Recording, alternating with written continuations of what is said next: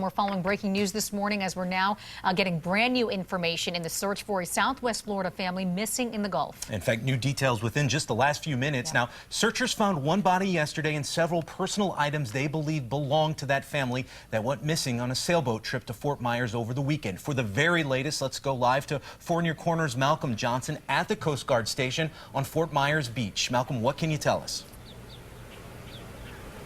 Hey, good morning, Chris and Miriam. So for starters, we are now being given access to this Fort Myers Beach substation here of the Coast Guard. What I can tell you is that more belongings of this missing family have been found both this morning and late last night after a body was found. Now, I want to direct your attention to this boat right here behind me. It's a 49-foot rescue boat. This is one of the boats that's being used in the assistance of trying to find members of this family. Now, let's get to some of the belongings. We do know that late last night, after the body was found, 2 wetsuits were found, 2 life jackets, a green shirt, and a green fender. Also, early this morning, a yellow kayak was found, and we can tell you that they've been searching throughout the evening and also this morning with the assistance of the Florida Fish and Wildlife, Customs, Border Protection, and the Coast Guard obviously is involved heavily as well. Now, this morning, the search will continue with all of those assets, but in assistance as well, they've got the Lee County Sheriff's Office,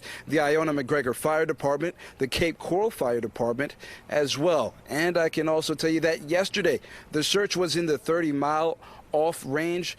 Now it's in the 40-mile offshore range. So they've extended this search in terms of the distance that it is offshore. Now, we've also been able to speak with neighbors of this family who knew them well. Take a listen. They're very nice. They're very caring. His kids is very nice. They play with my kids, even though they're older than my kids, but they all play together. They have a lot of energy. He have a nice family. They're nice.